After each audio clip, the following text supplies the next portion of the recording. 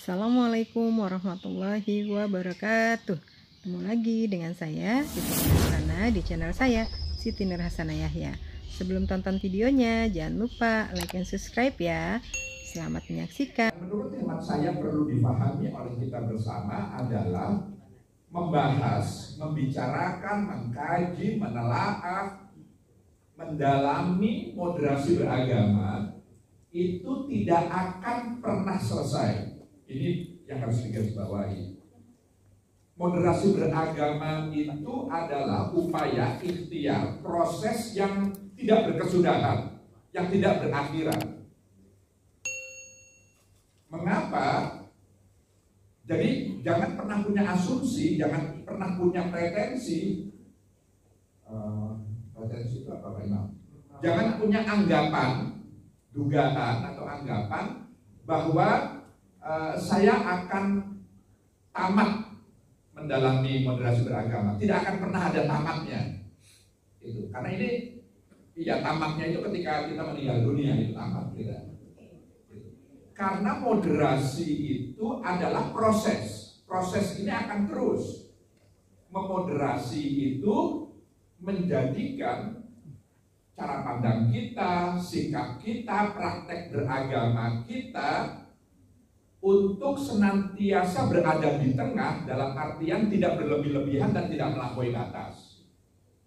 Nah, karena orang memahami agama, mengamalkan ajaran agama itu karena satu dan lain hal, itu bisa berlebih-lebihan, bisa melampaui batas, dan ini akan terus-menerus, akan sangat dinamis. Maka upaya untuk membawanya ke tengah, di antara yang sangat berlebih-lebihan atau yang sangat melampaui batas, itu pun juga akan tidak pernah selesai. Jadi moderasi saja sudah proses yang tidak berkesudahan. Apalagi beragama. Beragama itu adalah memahami dan mengamalkan ajaran agama. Itu juga tidak ada selesainya. Seperti kita berislam. Berislam itu tidak akan pernah selesai. Nah, maka ini akan terus kemudian dia diinterpretasi, dimaknai, diterjemahkan, ditafsirkan, dicoba dimengerti oleh kita manusia. Disinilah awal mula munculnya keragaman tafsir keagamaan. Kenapa bisa beragam pemahaman itu? Menurut ibu bapak sekalian apa penyebabnya? Latar belakang mereka berbeda-beda. Latar belakang mereka hidup berbeda-beda. Kemudian pola pikir untuk menerima beda-beda. Telinganya juga beda-beda, matanya juga beda-beda. Telinga, mata beda-beda. Artinya indera yang digunakan untuk memaknai sebuah fenomena atau sebuah ayat. Ayat itu kan tanda-tanda. Tuhan ketika punya kehendak, agar kehendaknya itu bisa dipahami oleh hambanya, Tuhan menurunkan tanda-tandanya, ayat-ayatnya, kan gitu. Ayatnya dalam bentuk teks Al-Quran, tapi ada ayat-ayat di luar teks, ada nggak? Ada. Apa itu? Ayat kauniyah. Ayat kauniyah.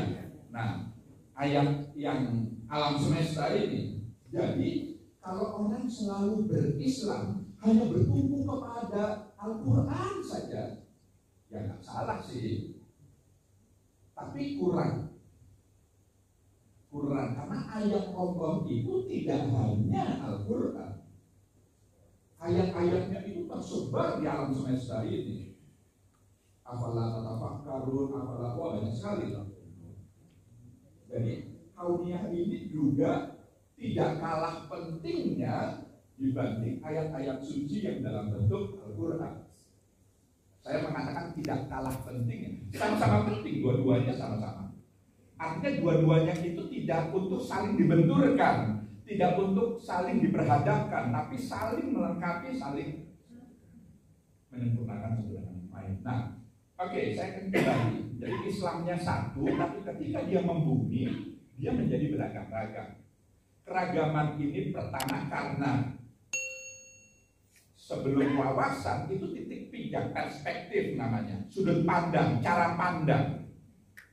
Cara pandang kita yang berbeda-beda, titik pijak kita yang tidak sama, ketika melihat, memaknai, mencoba menginterpretasi sebuah fenomena atau apapun, itu pastilah akan menghasilkan sudut pandang, perspektif, cara pandang yang tidak sama.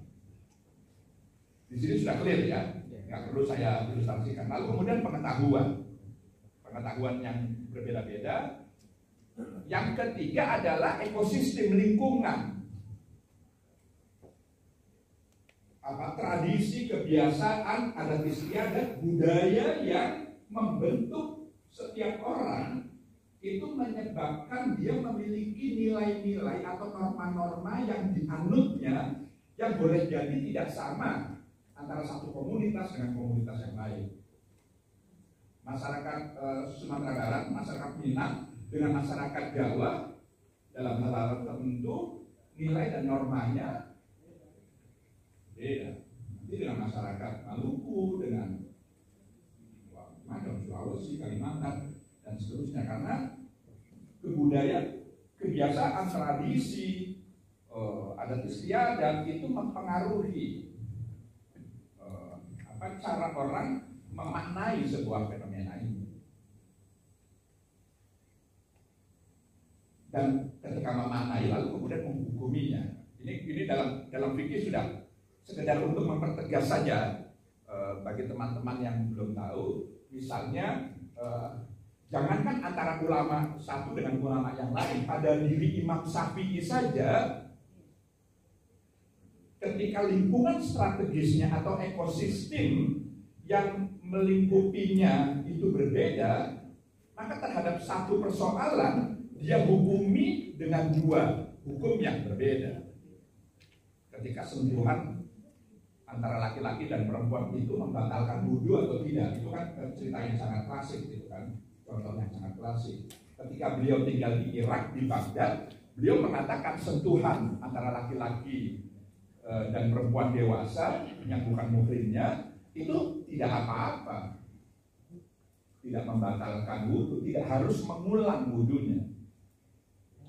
Tapi terhadap persoalan yang sama yang ditanyakan ketika beliau pindah ke Mesir, beliau mengatakan itu membatalkan wudu, maka wudunya harus diulang. Bayangkan, seorang Imam Syafi'i ketika menghadapi persoalan yang sama, itu pendapatnya bisa berbeda. Perbedaan itu karena konteksnya, lingkungan strategis. Murid-muridnya lalu kemudian menjelaskan mengapa perbedaan itu. Lalu kemudian dikatakan ketika di Irak air itu susah, maka untuk kemaslahatan, untuk tidak menyulitkan masyarakat, maka yang seperti itu karena air susah nggak perlu wudu lagi. Jadi dia kemudian mengeluarkan fatwa itu tidak batal. Tapi ketika beliau tinggal di Mesir, air melimpah di sana. Sehingga untuk ikhtiar, untuk kehati-hatian, ya sebaiknya dia mengatakan itu membatalkan, maka perlu diperbaharui dulu. Jadi yang begini-begini ini banyak sekali nih. Itu namanya perspektif, cara pandang dalam melihat sebuah persoalan dikaitkan dengan konteksnya. Nah, jadi seperti itu lahirnya moderasi beragama ini karena belakangan ini muncul tafsir-tafsir keagamaan yang tidak bisa dipertanggungjawabkan. Artinya tafsir-tafsir keagamaan yang lahir begitu saja tanpa mengikuti metodologi yang, tanpa mengikuti kaidah ilmiah yang mestinya dilalui. Kan Bapak Ibu sekalian tentu sudah mengetahui, memahami teks itu kan tidak hanya sekedar dia harus mampu berbahasa Arab saja, Ya. Kan tidak harus itu. Dia harus tahu sejarah, dia harus tahu macam-macam. Sosiologi, antropologi dari masyarakat itu, ini konteksnya apa, kata-kata, apalagi Al-Quran itu kan sastrawi gitu bahasanya. Tidak semua orang Arab juga paham dengan bahasa Al-Quran, apalagi yang lain gitu. Apalagi yang tidak berbahasa Arab maksud saya. Jadi belakangan ini kita menemukan fenomena orang menerjemahkan ajaran agama yang bersumber dari kitab suci itu secara serampangan, secara yang katakanlah tidak bisa dipertanggungjawabkan. Bagaimana orang bisa meyakini betul dan lalu kemudian mengamalkan pengertian tentang jihad?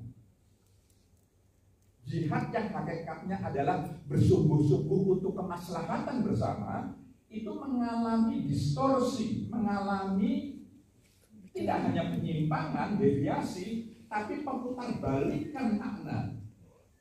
Jihad itu lalu kemudian dimaknai bersungguh-sungguh meskipun harus menghancurkan diri kita sendiri dan menghancurkan orang lain, membunuh diri. Itu atas nama agama.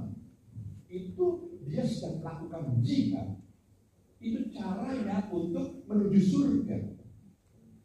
Dan itu pemahaman serius, pemahaman yang ada pada. Nah ini tafsirnya gimana ini? Hijrah.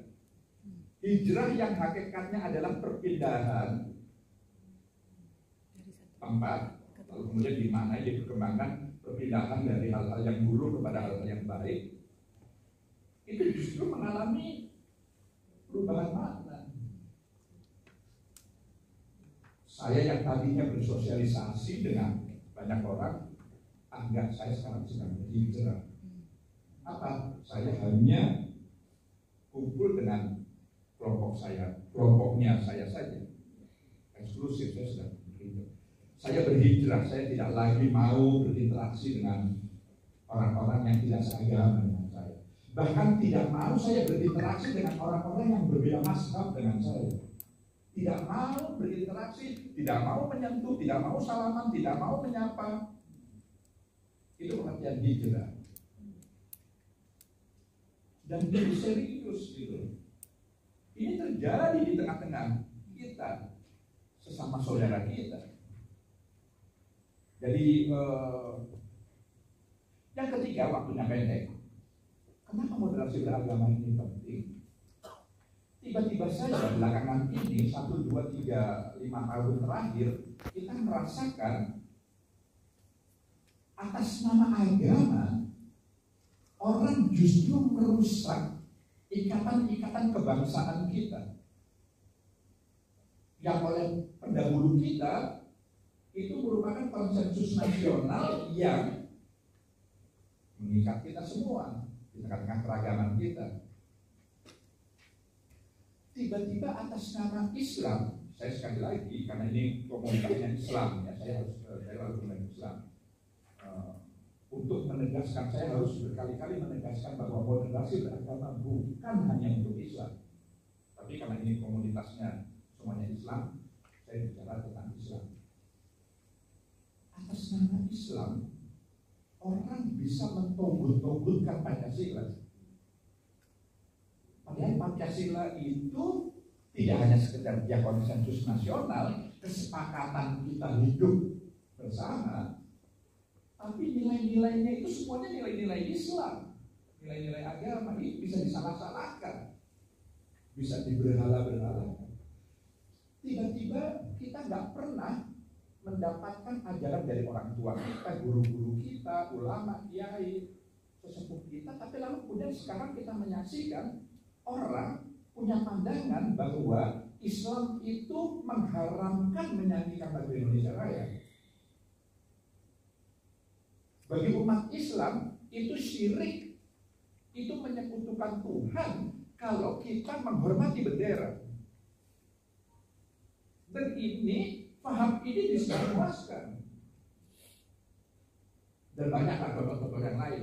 Poinnya adalah orang beragama, memahami agama dan mengamalkan agama itu justru merusak sendi-sendi kehidupan kita berbangsa dan bernegara. Ini serius. Thank you for watching. Jangan lupa untuk terus dukung channel ini dengan cara klik tombol like, comment, subscribe, and share the video. Terima kasih.